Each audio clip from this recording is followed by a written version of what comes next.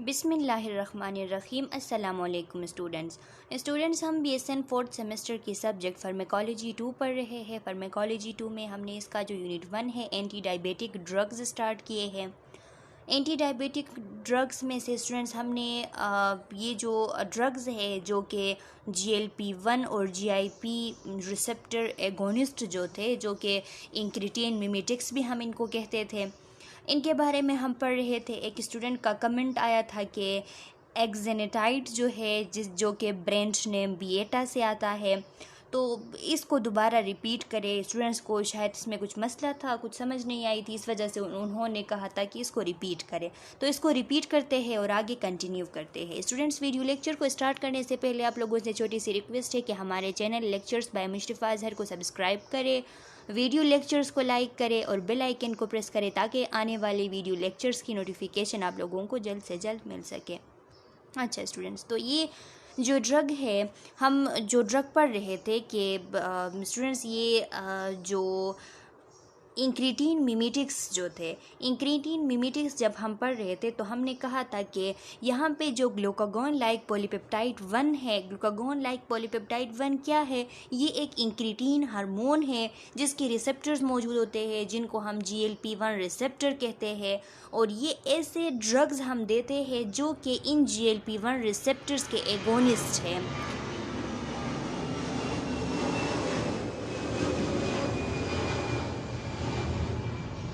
Agonist मतलब कि इनके एक्शन को ये इंक्रीज़ करते हैं, जिनमें हमारे साथ 2 ड्रग्स है, एक है एक्जेनेटाइड और दूसरा है लीराग्लूटाइड।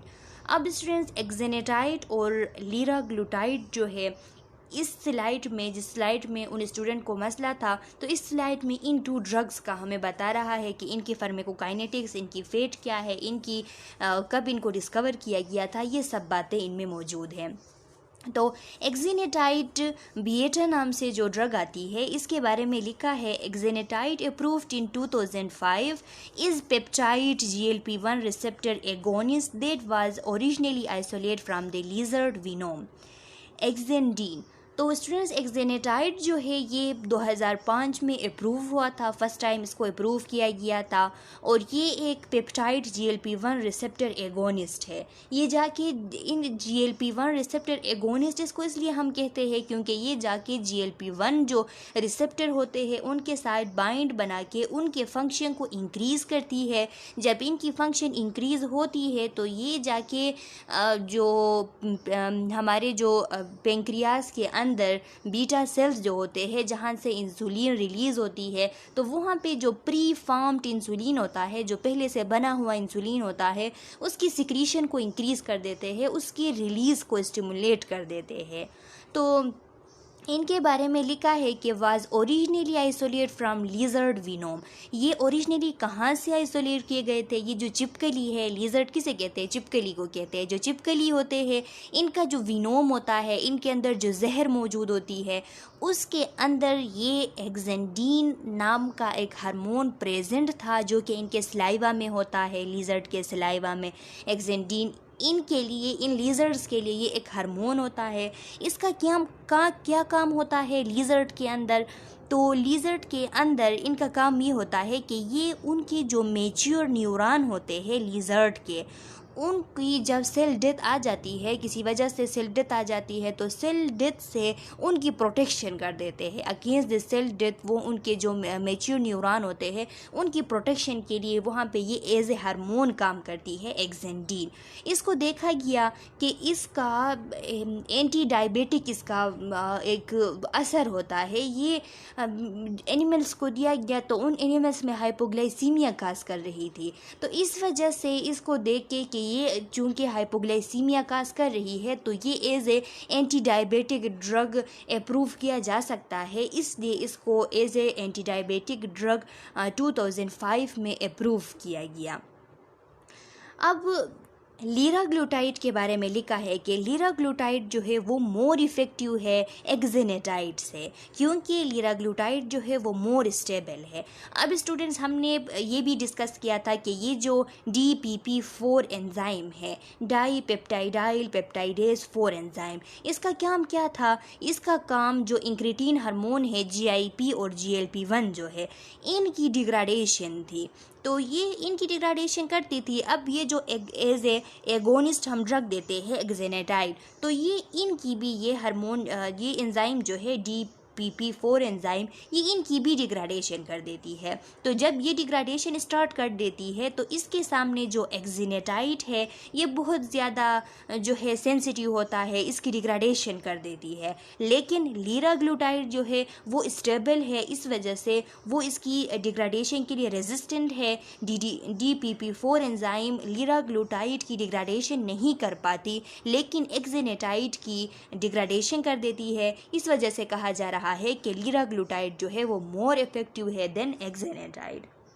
Moreover, anti-exenatide antibodies formation led to decreased efficacy of exenatide। अब स्टूडेंट्स यहाँ पे जब हम एक्जेनेटाइड ड्रग एडमिनिस्टर करते हैं तो इसके ख़िलाफ़ हमारे बॉडी में एंटीबॉडीज़ बनते हैं।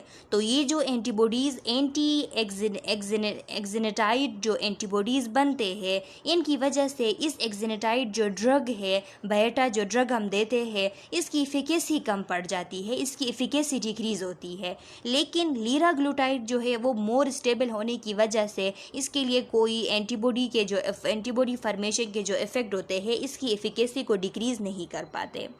अब फार्मेकोकाइनेटिक्स और इनके फेट के बारे में बताया है कि फार्मेकोकाइनेटिक्स यानी बॉडी के अंदर मूवमेंट इन टू ड्रग्स की कैसी है, और फिर इनका जो आउटकम होता है, जो इनका फेट का मतलब है कि इसका जो अल्टीमेट आउटकम होता है इस ड्रग का, वो क्या होता है। तो लिखा है being polypeptides exenatide and liraglutide must be administered subcutaneously, क्योंकि ये पॉलीपेप्टाइड्स है तो इस वजह से दोनों को, एक्जेनेटाइड हो या चाहे लीराग्लूटाइड हो, दोनों को मस्टली सबक्यूटेनियसली ये एडमिनिस्टर करने चाहिए, सब कटिंग को लगाना चाहिए। Liraglutide is highly protein bound and has long life, और जो ये लीराग्लूटाइड है ये प्रोटीन के साथ इसकी बाइंडिंग कैपेसिटी हाई होती है, इसकी वजह से इसकी लॉन्ग हाफ लाइफ होती है, यानी बॉडी के अंदर इसकी हाफ लाइफ भी लॉन्ग होती है। Allowing for once daily dosing without regard to meal, इसकी जब हम डोजिंग देते हैं तो मील्स को नहीं देखते कि कब खाना खाया है या नहीं खाया है, सिर्फ एक डोज एक दिन में हम लगा देते हैं लीराग्लूटाइड का, क्योंकि इसकी प्लाज्मा हाफ लाइफ जो है वो लॉन्ग होती है।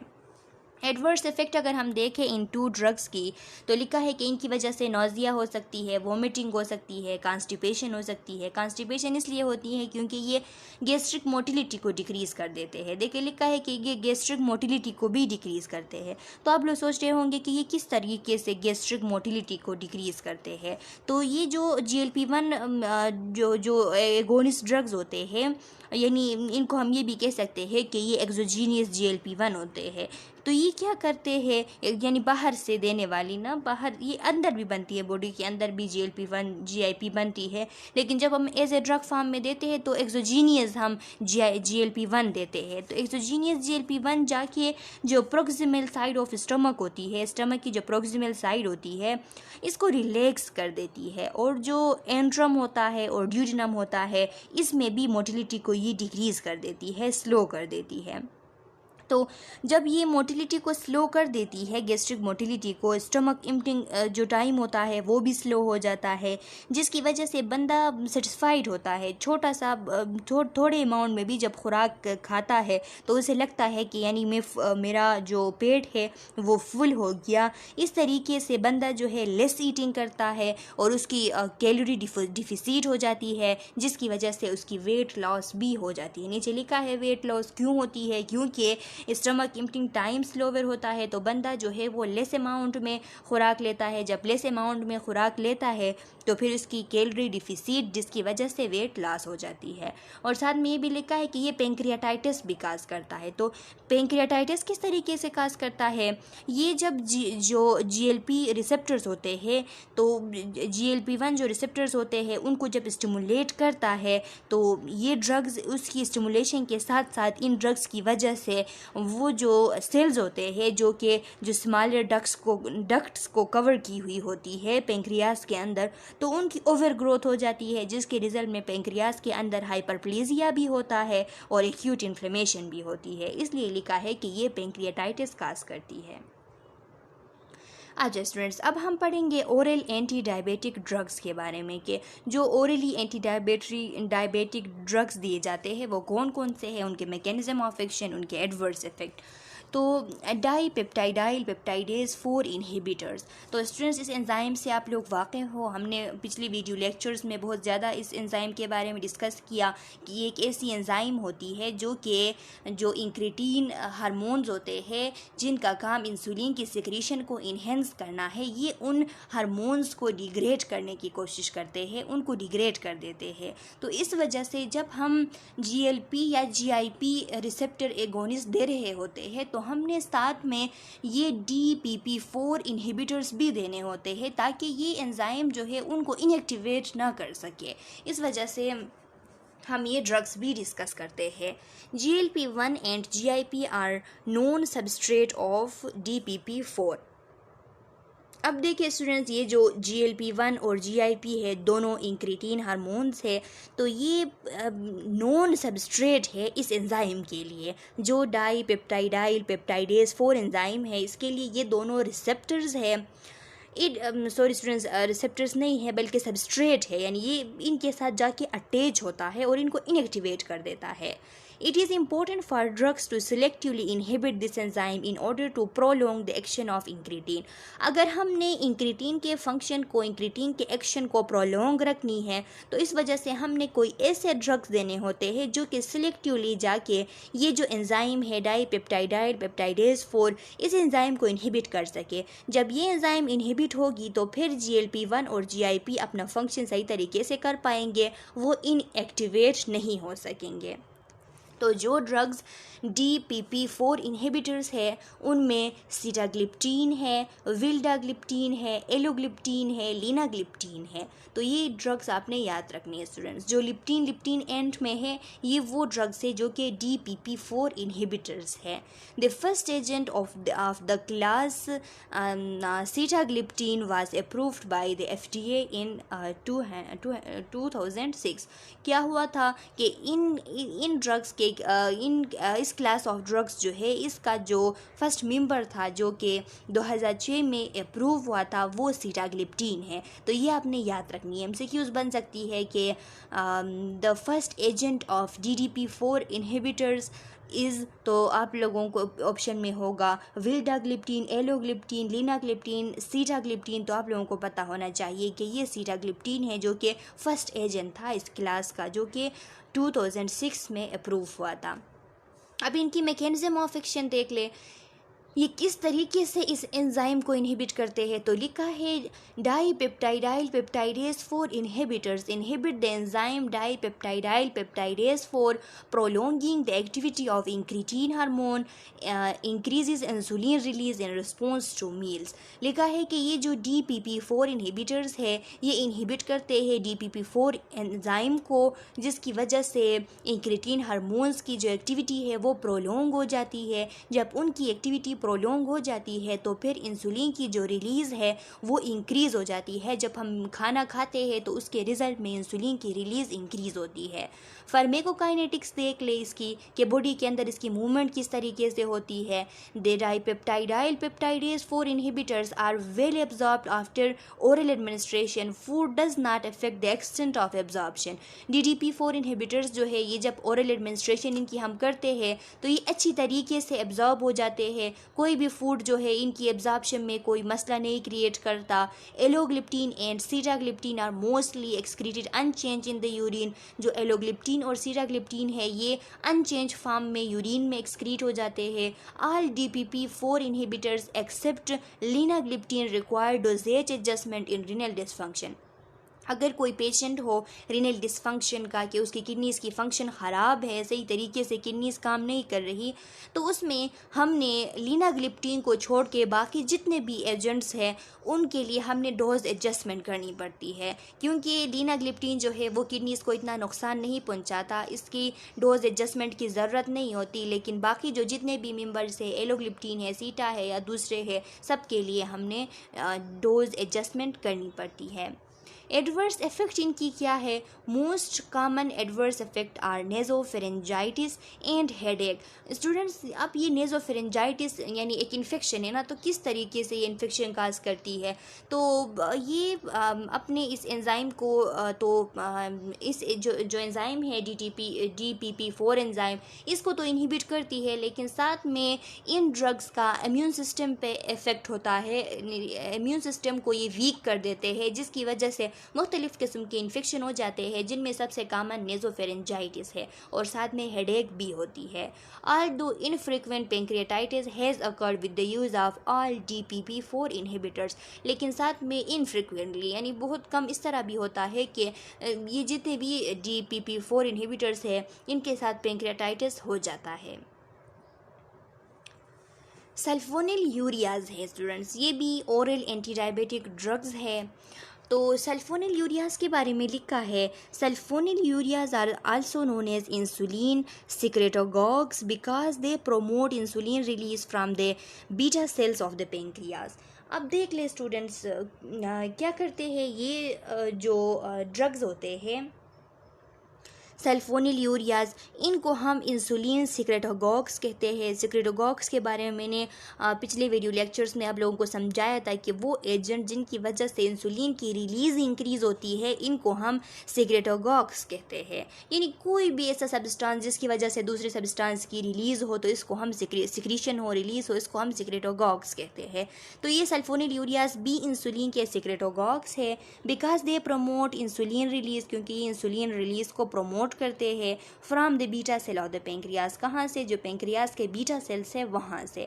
Sulfonyl ureas was among the first oral medicine available for the treatment of type 2 diabetes. Sulphonyl ureas वो फर्स्ट ओरल मेडिसिन है जो कि टाइप 2 डायबिटीज़ के ट्रीटमेंट के लिए अप्रूव हुई थी, यानी फर्स्ट टाइम अप्रूव होने वाले टाइप 2 डायबिटीज़ के ट्रीटमेंट के लिए ड्रग्स जो है वो जो ओरल मेडिसिन है वो सल्फोनिल यूरियाज है। ये बात भी आपने याद रखनी है MCQs के लिए। They were discovered by accident in France by a researcher who was working on the drugs for typhoid fever। ये एक्सीडेंटली इनकी डिस्कवरी हुई थी, यानी कोई इनके पीछे नहीं था कि एंटी डायबिटिक ड्रग्स जो है वो डिस्कवर किए जाए। कोई फ्रांस में कोई रिसर्चर था जो कि वर्क कर रहा था कि टाइफाइड फीवर के लिए, टाइफाइड की जो फीवर होती है उसके लिए कोई ड्रग्स जो है वो बना ले। तो उस टाइम क्या हुआ कि ये एक्सीडेंटली ये डिस्कवर हुआ। किस तरीके से? Animals that were given sulfonylureas displayed unusual behaviour. Animals, जिन एनिमल्स को सल्फोनिल यूरियाज दिया जाता था वो एकदम से उनमें जो है अनयूजुअल बिहेवियर शो होता था, यानी कुछ बिहेवियर जो है वो शो होता था। Were found to have hypoglycaemia, और उन बिहेवियर्स को जब उन पे डिस्कस की गई, उन पे एक्सपेरिमेंट्स किए गए, तो वो हाइपोग्लाइसीमिया के बिहेवियर्स थे, यानी ऐसे सिम्टम्स थे, उनको हाइपोग्लाइसीमिया हो जाती थी, यानी उनकी ब्लड ग्लूकोज जो है वो डिक्रीज़ हो जाती थी। It was quickly recognized that these drugs could be used for the treatment of diabetes। तो इस तरीके से ये जल्द ही जो है क्विकली ये रिकॉग्नाइज्ड हुए कि ये ड्रग्स जो है डायबिटीज़ के ट्रीटमेंट के लिए यूज़ किए जा सकते हैं। Since sulfonylureas work by stimulating the pancreas to release insulin. Sulfonylureas क्या करते हैं? ये पेंक्रियाज को स्टिमुलेट करते हैं कि इंसुलिन को रिलीज़ करे। They are only useful in people with type 2 diabetes whose beta cells still produce insulin. Insulin. अब एक बात आपने यहाँ पे याद रखनी है स्टूडेंट्स कि ये टाइप 1 डायबिटीज़ के लिए ये जो ड्रग्स हैं सल्फोनिलूरियाज है ये उनके लिए अप्रोप्रिएट नहीं होते टाइप 1 डायबिटीज़ के लिए। क्यों? क्योंकि वहाँ पे इंसुलिन बनती ही नहीं है और इनका काम होता है कि जो प्री फार्म्ड इंसुलिन होता है उसकी रिलीज़ करवा देते हैं। तो पेंक्रियास में जब बीटा सेल्स इंसुलिन बना रहे होते हैं एक्टिवली, तो ये वहाँ जाके उसकी रिलीज़ को और इन्हेंस करती है टाइप 2 डायबिटीज़ में। तो जब उनकी रिलीज़ और इन्हेंस हो जाती है, इंसुलिन की कंसंट्रेशन ज़्यादा हो जाती है, तो फिर सेल्स जो है वो रिस्पॉन्स शो कर देती है इंसुलिन के लिए। लेकिन टाइप 1 में कि वहाँ पे बिल्कुल इंसुलिन बनती ही नहीं है, तो वहाँ पे ये उसके लिए इफ़ेक्टिव नहीं हो सकते। इसलिए कह रहा है कि वो ये उन पीपल में जिनको टाइप 2 डायबिटीज़ है, जिनके बीटा सेल जो है स्टिल इंसुलिन प्रोड्यूस कर रहे हैं, उनमें इफ़ेक्टिव होता है। मैकेनिज्म ऑफ एक्शन अगर हम देख लें सल्फोनिलूरियाज का, तो लिखा है these drugs exert their hypoglycaemic effect by stimulating insulin secretion from the pancreatic beta cells. कि ये ड्रग्स जो है अपनी हाइपोग्लाइसेमिक इफेक्ट किस तरीके से करते हैं, ये जो इंसुलिन सिक्रीशन सेल्स है पेंक्रियाज के जो बीटा सेल्स है उनको स्टिमुलेट करती है और इंसुलिन की सिक्रीशन को एनहेंस करती है। यहाँ पे आप देख ले स्टूडेंट्स, डायग्राम में बिल्कुल सही तरीके से आप लोगों को बताया गया है कि क्या होता है। वो यहाँ पे देख ले स्टूडेंट्स के, हाँ इसको पढ़ ले फिर डायग्राम आप देखेंगे तो आपको समझ आ जाएगी। लिखा है सल्फोनिलूरियाज मैकेनिज्म ऑफ एक्शन में लिखा है कि sulfonylureas bind to sulfonylurea receptor present on ATP sensitive potassium channel. कि जो सल्फोनिलूरियाज है ये आके बाइंड कर लेते हैं जो सल्फोनिलूरिया रिसेप्टर होते हैं जो कहाँ पे प्रेजेंट होते हैं, एटीपी सेंसिटिव पोटाशियम चैनल पे प्रेजेंट होते हैं। तो ये आके उनके साथ बाइंडिंग कर लेती है। बाइंडिंग करने के बाद inhibiting the efflux of potassium ion causing depolarization. ये जो पोटाशियम आयन की इफ्लक्स होती है, इफ्लक्स यानी इसकी जो बाहर आना होता है सेल के अंदर से जो बाहर आ जाती है पोटाशियम, इसको हम इफ्लक्स कहते हैं। तो यहाँ पे पोटाशियम की जो इफ्लक्स है इसको ये इनहिबिट कर लेते हैं, तो डीपोलराइजेशन हो जाती है। डीपोलराइजेशन की वजह से जो वोल्टेज गेट है वो ओपन हो जाती है। जो वोल्टेज गेट वाला कैल्शियम का जो चैनल है, कैल्शियम चैनल है जो कि वोल्टेज गेटेड है, वो ओपन हो जाती है। जब वो ओपन हो जाती है तो कैल्शियम जो है उसकी इनफ्लक्स होती है, यानी बाहर से जो कैल्शियम है वो सेल के अंदर चली जाती है। और जब बाहर से कैल्शियम सेल के अंदर चली जाती है तो फिर ये जो प्री फार्म्ड इंसुलिन है उसकी रिलीज़ करवा देती है, उसकी रिलीज़ हो जाती है। अब वोल्टेज गेटेड का क्या मतलब है कि ऐसे आयन चैनल जिनको हम कहते हैं कि ये वोल्टेज गेटेड है, तो इसका मतलब ये है कि any ion channel that open and closes in response to change in electrical potential across the cell membrane.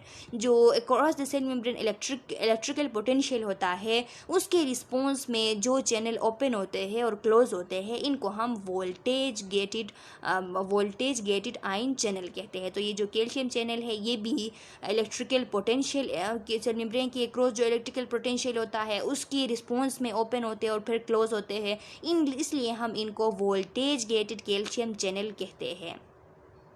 अब देखिए स्टूडेंट्स डायग्राम में कि यहाँ पे जो एटीपी सेंसिटिव पोटाशियम चैनल्स है इनके ऊपर रिसेप्टर्स होती है इन ड्रग्स के लिए। ये ड्रग्स जब इन पे इफ़ेक्ट कर देती है तो फिर क्या होता है कि यहाँ पे जो कैल्शियम की इफ्लक्स जो होती थी, जो कैल्शियम बाहर चली आती थी सेल के अंदर से, वो रुक जाती है, वो इनहिबिट हो जाती है। जब वो इनहिबिट हो जाती है तो डीपोलराइजेशन होता है। डीपोलराइजेशन की वजह से ये जो वोल्टेज गेटेड कैल्शियम चैनल्स है ये ओपन हो जाते हैं। जब voltage gated calcium channel open हो जाते हैं तो कैल्शियम जो है वो इनसाइड द सेल चला जाता है, और जब कैल्शियम इनसाइड द सेल चला जाता है तो फिर यहाँ से जो इंसुलिन जो बन चुके थे, प्री फार्म इंसुलिन थी, उसकी रिलीज़ हो जाती है। अच्छा स्टूडेंट्स, देखिए यहाँ पे भी आप लोगों को ये शो किया गया है इस डायग्राम में भी कि सल्फोनिल यूरियाज आ जाते हैं। ये जो पोटाशियम एटीपी चैनल है इसके ऊपर सल्फोनिल यूरिया के जो रिसेप्टर्स होते हैं इनके साथ अटैच हो जाती है। जब इनके साथ अटैच हो जाती है तो पोटाशियम की जो इफ्लक्स थी वो इनहिबिट हो जाती है। जब पोटाशियम की जो इफ्लक्स है यानी उसकी जो फ्लोइंग आउट है वो रुक जाती है तो फिर जो है डीपोलराइजेशन होती है, मेम्ब्रेन में डीपोलराइजेशन होती है, जिसकी वजह से वोल्टेज गेटेड जो कैल्शियम चैनल है ये ओपन हो जाते हैं। कैल्शियम इनसाइड द सेल चला जाता है और जब कैल्शियम इनसाइड द सेल चला जाता है तो फिर क्या होता है, यहाँ पे जो सिक्रीटरी ग्रेन्यूल्स के अंदर जो प्री फॉर्म्ड इंसुलिन था उसकी रिलीज़ हो जाती है।